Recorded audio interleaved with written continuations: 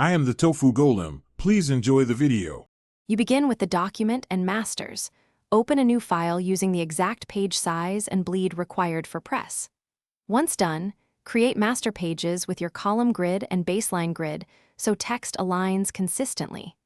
Make paragraph and character styles now, because applying them early saves hours when stories change.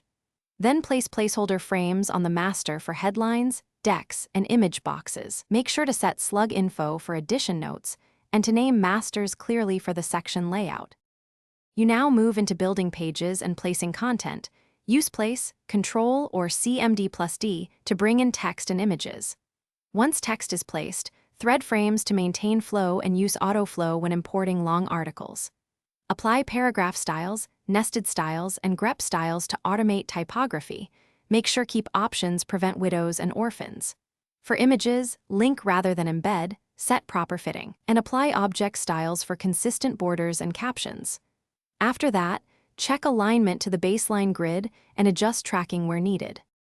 You finish by running Preflight to catch missing fonts, low-res images, and color issues, then use Package to collect everything.